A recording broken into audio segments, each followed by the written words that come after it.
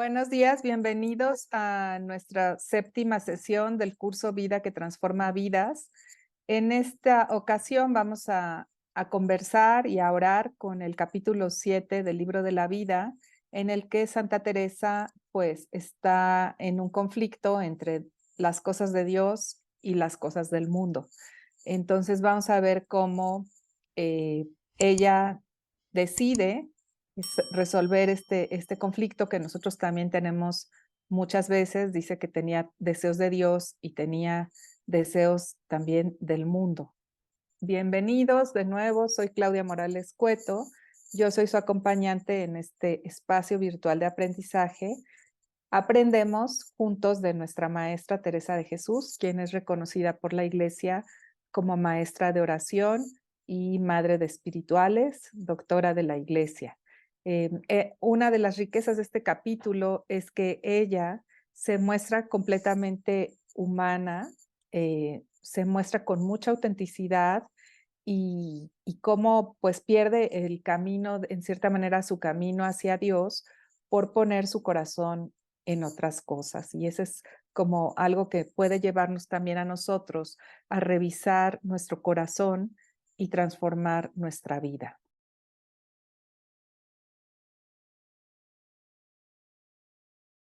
6. Esta imagen que les comparto aquí se llama San José el Parlero, o sea, el que habla. Si ven, San José tiene la boca semiabierta. Es una imagen que está en el convento de la Encarnación en Ávila, donde Santa Teresa vivió alrededor de 27 años, al que llegó cuando era joven, una joven de 20 años, y de donde sale pues alrededor de los 49 para fundar el convento que funda de San José de Ávila. Y luego, años después, regresa como priora. La leyenda cuenta que esta imagen de San José el Parlero, cuando ella era priora y tenía que salir o ir a hacer algo de una fundación y regresar, San José le contaba lo que había pasado en el convento. Por eso tiene este nombre, esta imagen de San José el Parlero. En el capítulo pasado hablamos de cómo San José la curó y ella lo descubre como maestro de oración. En este capítulo, que más o menos son 11 años, entre 1539 y 1550, ella lo narra todo lo que pasó en ese periodo en 22 párrafos, que son los que tiene el capítulo 7. Nos narra su crisis personal. Está en una lucha de intereses contrarios. Todo lo que le llama la atención del mundo fuera del convento y Dios. Y al final, la muerte de su padre la sacude y la lleva a nunca más dejar la oración. En esta etapa, Teresa tiene más o menos entre 26 y 35 años. Su crisis de oración fue todavía más larga. El padre Tomás Álvarez, que fue el teresianista más importante del siglo XX, dice que más o menos fueron 18 años los que Teresa vivió alejada de la oración. O sea, se determinaba y luego ya no oraba. Como dice Viveca, pues era fiel a hacer el oficio divino, o sea, la liturgia de las horas con las monjas, pero no cuidaba sus momentos de oración, de recogimiento, de oración mental. Entonces, Teresa, tan auténtica, pues tiene un mensaje también de esperanza para nosotros. ¿Cuál es la lucha de contrarios? Bueno, ella se sincera con nosotros. Nos dice que empezó a dedicarse más a vanidades, pasatiempos, ocasiones, que esto le gustaba. ¿Cuáles eran las vanidades? Nos dice en el capítulo que le gustaba que la admiraran, que hablaran bien de ella, que la admiraran porque rezaba, porque sabía de la oración. ¿Cuáles eran las ocasiones? Todas las visitas que llegaban al locutorio. ¿Cuáles eran los pasatiempos? Bueno, en Camino de Perfección sabemos que Santa Teresa sabía jugar ajedrez y tal vez haya habido algunos otros juegos en el convento que le llamaran la atención. ¿Cuáles eran las cosas de Dios que también le llamaban la atención, pero las deja un poco? Le gustaba rezar, le gustaba leer, orar, ser devota. Del mundo, en cierta forma, le llama estar como la falta de religión. No que no tuviera religión. ¿Qué quiere decir esto? Falta de cuidado de sus compromisos religiosos, de sus votos. No del voto, no que haya faltado a la castidad, sino que deja de tener a Dios en el centro de su vida. Y lo que ella en muchos otros momentos tiene es que busca ser virtuosa y ser religiosa.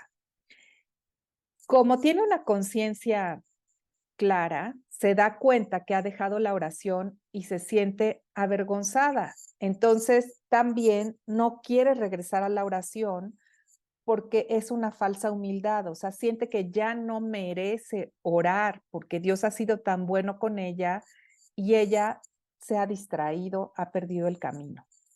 Pero Dios nunca la deja de su mano, es infinitamente misericordioso y procura que todos tengan una buena opinión de ella, pero en su interior se reconoce como pecadora. Vamos a hablar cuáles eran los pecados que se pueden saber de Santa Teresa en esta época un poquito más adelante. Está ciega y se deja perder. ¿Qué quiere decir esto de que está ciega? Bueno, es una imagen figurativa de que pierde el camino. Y entonces dice, bueno, pues si ya no puedo regresar a la oración, me dedicaré a la mundanidad en cierta forma. Pero Dios le hace particulares llamamientos, específicamente en el locutorio. Y nos dice algo que también seguramente hemos vivido. Para caer había muchos que me ayudasen. Para levantarme hallábame tan sola. Muchas veces cuando algo es divertido, cuando algo es entretenido, hay muchas personas que nos ayudan, pero cuando algo requiere esfuerzo, cuando requiere renuncia, nos hallamos muchas veces solos. Y hay dos imágenes que ella usa después, es que andar como los muchos, o sea, como toda la gente, es andar a paso de gallina, ser mediocre. Lo que ella quiere es que volemos como águilas hacia Dios y eso requiere mucha determinación. ¿Cómo es la crisis de Teresa? Dice, andar de pasatiempo en pasatiempo, de vanidad en vanidad y de ocasión en ocasión le dejan el alma estragada. Ya tenía vergüenza de acercarse a Dios en la oración. Y el gran engaño del que ella nos previene en este libro y en las moradas y en Camino de Perfección, es dejar la oración por una falsa humildad. ¿Por qué es una falsa humildad? Porque es soberbio en realidad pensar que nuestros pecados son más grandes que la misericordia de Dios. Así que si tú en algún momento has pensado que ya no mereces orar, Santa Teresa aquí te dice, el camino para regresar a Dios es la oración. No dejemos la oración por pensar que nuestros pecados y nuestros errores son mayores que la misericordia de Dios. Ella se confiesa ruin, pero dice que otros la tenían en buena estima porque rezaba, leía, hablaba mucho de Dios. Reconoce que ella se ha distraído, pero menciona como una reflexión que sería mejor que los monasterios fueran más encerrados. ¿Qué quiere decir esto? Esta imagen que está aquí es la espadaña del convento de la Encarnación. El convento de la Encarnación, como les mandé en un video, no sé, en la clase 1 o 2, es un lugar muy grande. En la época de Santa Teresa vivían ahí alrededor de 180 o 200 monjas. O sea, en sí era como una pequeña ciudadela con tantas mujeres viviendo ahí. Por otra parte, era un convento en el que no se prometía pobreza. Es decir, las monjas que tenían dinero, como Santa Teresa, normalmente no comían en la mesa común, tenían cosas que sus familias les mandaban. Santa Teresa tenía una cocina dentro de su celda para cocinarse lo que a ella le gustaba. Algunas incluso tenían criadas o tenían personas que dependían de ellas, otras mujeres. Ya platicamos que las mujeres no podían vivir solas, ¿no? Entonces, cuando se muere el papá de Santa Teresa, su hermana Juana se va a vivir con Santa Teresa. En otro momento, cuando María de Ocampo, una sobrina de Santa Teresa, también su papá se va a otro lugar, se la encarga Santa Teresa.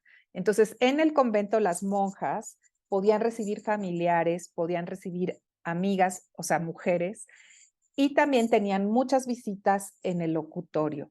Santa Teresa, cuando funda las Carmelitas Descalzas, hace comunidades más pequeñas, que en un momento eran solo 13 y después 21, y regula mucho las visitas y además no puede entrar cualquier persona al convento. ¿Por qué? Porque eso nos distrae. Como dijo Delia en sus comentarios, es importante tener un ambiente, procurar un ambiente que cuide la relación con Dios. También critica esta costumbre de que cuando una chica no encontraba a alguien de su clase social para casarse, la metían de monja. Ella dice que es mejor casarse debajo de su clase social que meterse a un convento sin vocación, porque eso no va a ayudar a la persona realmente a ir hacia Dios. Y señala con fuerza que los males de la iglesia son porque no se practican ya las virtudes de los santos. Y creo que eso también es algo que podemos escuchar en nuestra iglesia hoy. Como decimos, Santa Teresa pasaba mucho rato en el locutorio y el Señor en el locutorio es el espacio donde se va a visitar a las monjas, el Señor le hace particulares llamamientos, una a través de una imagen de un Cristo que con su mirada le reprocha que pues ella está entretenida con las visitas y ya no lo busca a él. Es una mirada, no es una aparición física, es algo que quienes han leído a Santa Teresa quizá ya han escuchado, es una visión intelectual, o sea, lo ve con su mente, no lo ve corporalmente. Nadie más lo ve más que ella se da cuenta de esa presencia. Y la segunda, el segundo llamado es que cuando está otra vez con esa persona que al Señor no le gustaba, se aparece un gran sapo que dice Teresa que ahí en Ávila, que es tan seco, no tendría por qué haber esta criatura, ¿no? Y ella exclama, oh grandeza de Dios, con cuánto cuidado y piedad me estabais avisando de todas maneras y qué poco me aprovechó a mí. También nos habla de una tentación que todos podemos tener, el deseo de que otros sirvan a Dios, el deseo de que otros oren, a pesar de que nosotros no lo estamos haciendo. Dice, me dejaba perder a mí y procuraba ganar a otros. Esto dice ella que es un peligro, porque la mejor predicación del evangelio que podemos hacer es nuestro ejemplo. Y si nosotros no estamos haciendo lo que decimos, esa falta de congruencia no va a ser un buen testimonio. A pesar de todo esto, cuando ella sí era fiel a la oración, logró contagiar a su padre, enseñarle a su padre la oración de recogimiento, y él nunca dejó la oración. En el capítulo nos narra que después muere su padre y encuentra un buen confesor que le hace regresar al camino de la oración y le permite frecuentar la Eucaristía cada 15 días. Quizá hoy nos llama la atención, hoy si estamos en gracia podemos comulgar diario. En la época de Santa Teresa normalmente comulgaban aún las monjas una vez al año. Este confesor le permite a Santa Teresa comulgar cada 15 días y eso le va dando fuerza y también la anima a regresar con determinación al camino de la oración. Estas vanidades y ocasiones y pasatiempos de los que habla Teresa, que dicen que la estragaron tanto, pues muchas veces nos hace preguntarnos, ¿no? Bueno, pues Santa Teresa, ¿cuáles eran sus pecados o qué era lo que hacía? Entonces, bueno, fui a buscar algo que nos ayudara y en la declaración del proceso de canonización de la Madre Teresa en Salamanca, el padre Domingo Báñez, que fue también su confesor en Ávila años después, dice, esto es lo que declaró en el proceso para ver si era santa o no. En la vida que hizo en la encarnación en su mocedad, o sea, cuando era joven, no entiende el declarante que hubiese otras faltas en ella más de las que comúnmente se hallan en semejantes religiosas. O sea, las faltas de Teresa eran iguales que las de las otras monjas, no es que fuera la gran pecadora. Y que en aquel tiempo se señaló, o sea, se distinguió siempre en ser grande enfermera y en tener más oración de la que comúnmente se usa, aunque por su gracia y donaire, o sea, por su simpatía y su don de gentes, ha oído el declarante decir que era visitada por muchas personas de diferentes estados. O sea, la visitaban hombres, mujeres, casados, solteros, monjas, otras personas, pero mucha gente la visitaba, ¿no? Era visitada por muchas personas de diferentes estados, lo cual ella lloró toda su vida, después de que el Señor hizo merced de darle más luz y ánimo para tratar de perfección en su estado. O sea, ella, cuando escribe el libro de la vida, esta versión que leemos tiene 50 años. Lo que nos está contando ocurre cuando tiene 26 a 36 años, más o menos. O sea, ya han pasado muchos años, lo está viendo desde su madurez espiritual y se da cuenta que perdió mucho el tiempo en el locutorio. Se da cuenta que todas las dificultades que tuvo 18 años para hacer oración venían de que su corazón estaba puesto en otro lugar, no en la oración.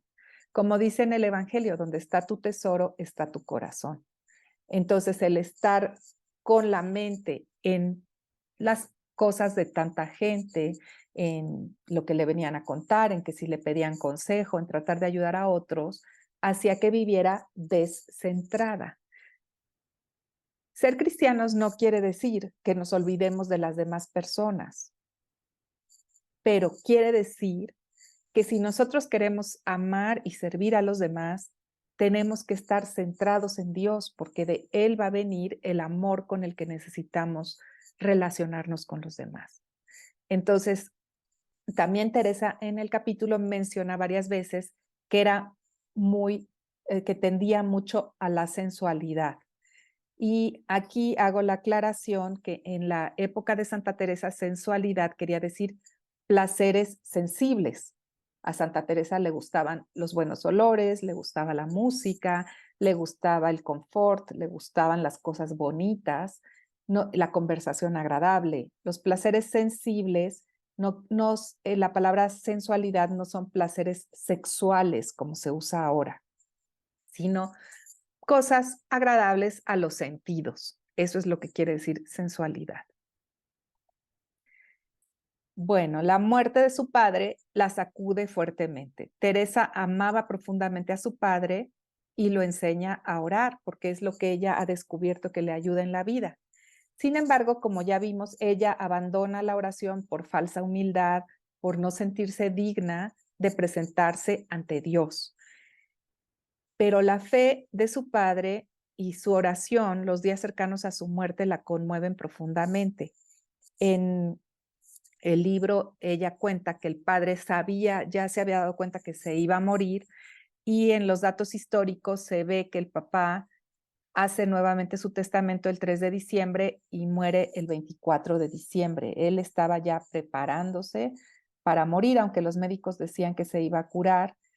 También Santa Teresa todavía acompañándolo logra ayudarlo a encontrar un sentido al dolor, ofreciendo su dolor de espalda como una manera de cargar la cruz de Cristo. Y el padre nos dice en el libro que muere rezando el credo con mucha fe y confianza en Dios. Y esto pues es una gran llamada de atención para Teresa de qué es lo que ella está haciendo con su vocación. Al papá lo confesaba el padre dominico Vicente Barrón, y Teresa encuentra también en él un buen acompañante espiritual y un buen confesor que le ayuda a regresar a la oración. En nuestra sección Amigos de Teresa, pues hablamos hoy del padre Vicente Barrón. De acuerdo al padre Tomás Álvarez, es quizá el primer dominico que influye profundamente en la vida espiritual de Teresa. Él era profesor en el colegio de Santo Tomás de Ávila, que era el colegio que tenían los dominicos en Ávila, tanto para los muchachos del lugar como para quienes querían tomar una vocación religiosa.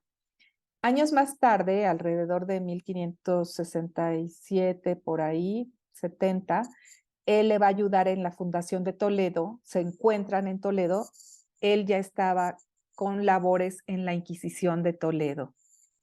Teresa lo describe siempre como muy buen letrado, como un gran letrado, es decir, una persona que era un teólogo, que conocía bien la escritura y que a partir de eso la aconseja.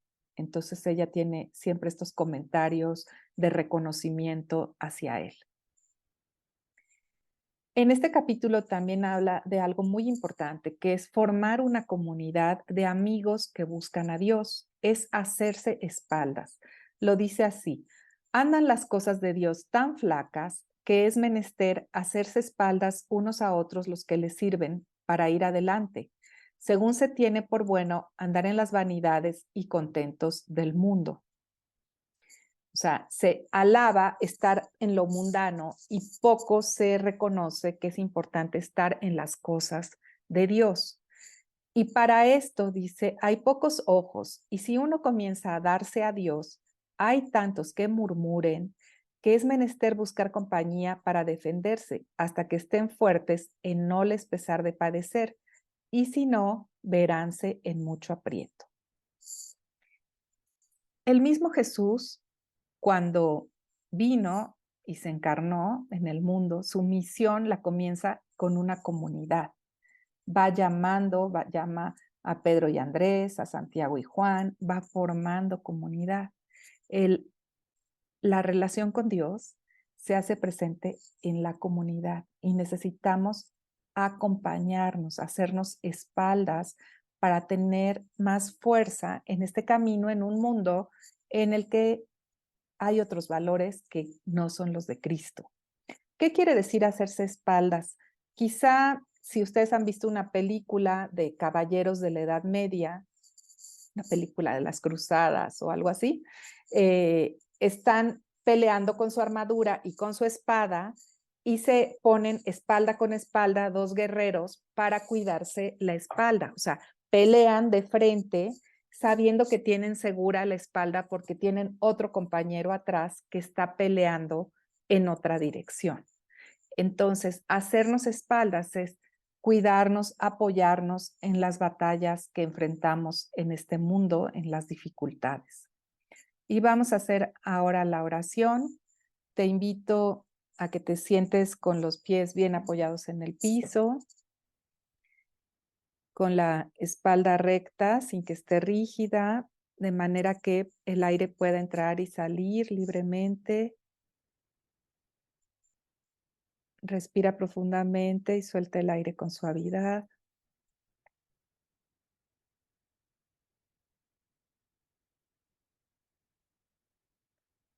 Te invito a que en contacto con tu respiración te des cuenta cómo estás aquí y ahora. ¿Qué es lo que alberga tu corazón en este momento?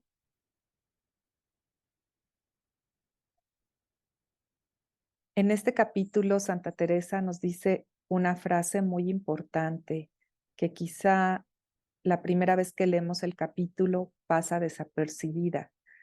Ella dice: de todo tienen los que tienen oración. De todo tienen los que tienen oración.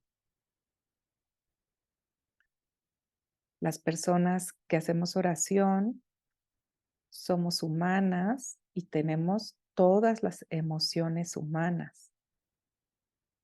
Podemos tener alegría y tristeza, podemos tener enojo o satisfacción, podemos tener miedo o atrevernos a lograr algo.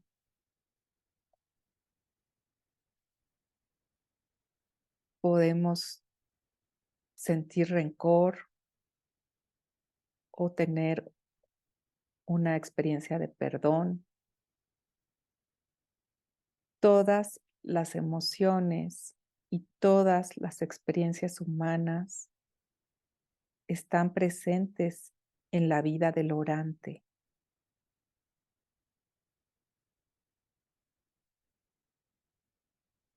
En este momento, reconoce cómo estás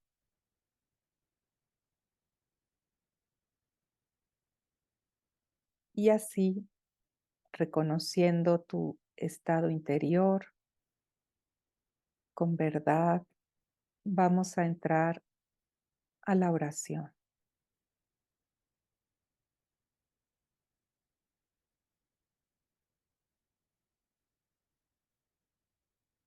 En este momento, trae a tu memoria algo que Dios te haya regalado en estos días y agradécelo. Yo doy gracias por este grupo en el que compartimos nuestro anhelo más profundo, que es vivir en unión con Dios. Te doy gracias, Señor, por este grupo en el que nos hacemos espaldas.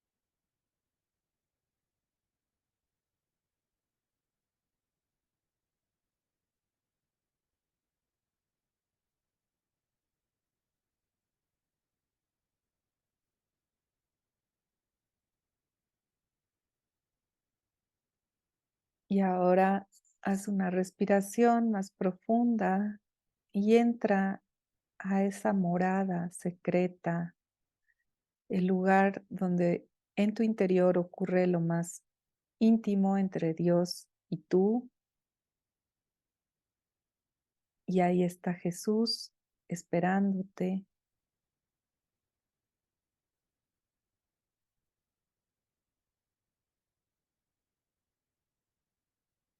Habla de cómo es tu oración con Él.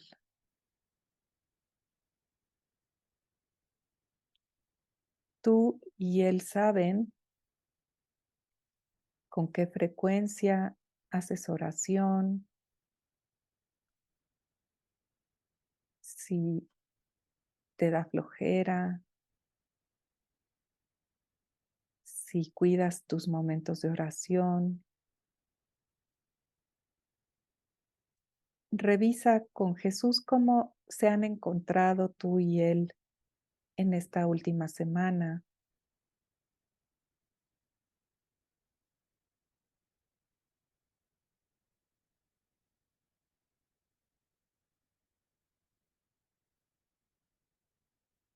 y pídele la gracia que necesitas para acudir a tu encuentro con Él.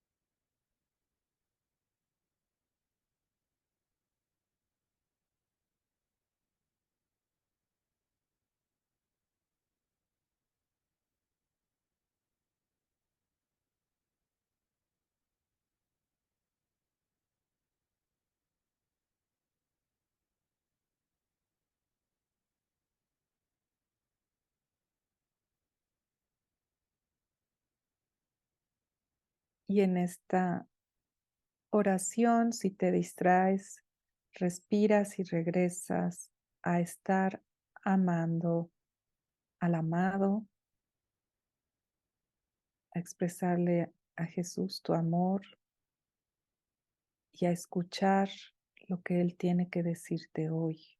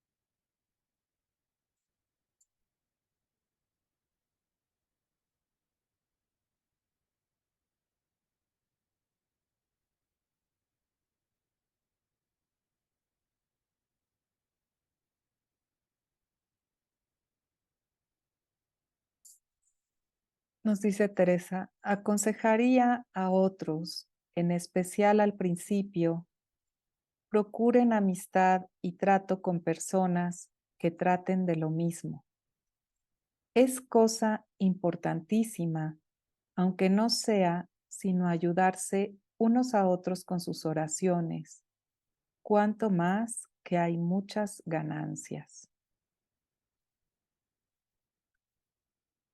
Agradecemos a Santa Teresa esta invitación a hacer comunidad y pedimos por las necesidades de Rosy, por su salud, por el esposo de Rosa Elena, por Pepe, el hermano de Viveca, por Maricruz Gómez y por todas las necesidades de nuestras familias, por la salud de Irene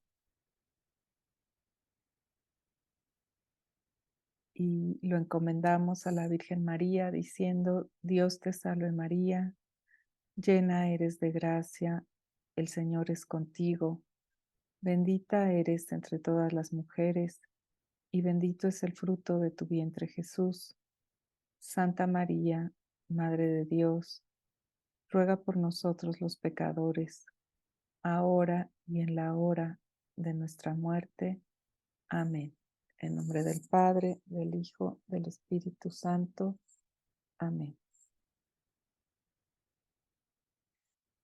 En el trabajo en casa de esta semana, pues vamos a hablar un poco de si hemos tenido particulares llamamientos, cómo es nuestra oración, si como Teresa avanzamos y luego la abandonamos, cómo podríamos ser más constantes, más determinados y reconocer quiénes con su amistad nos han ayudado a avanzar en el camino espiritual.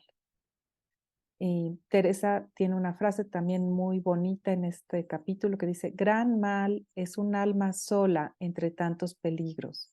Me parece a mí que si yo tuviera con quien tratar todo, que me ayudaría a no volver a caer. Concédeme, Señor, la gracia de ser una verdadera amistad para los demás y te pido amigos tuyos en mi camino. Y con eso llegamos al final de nuestra clase 7 y voy a abrir el momento para compartir.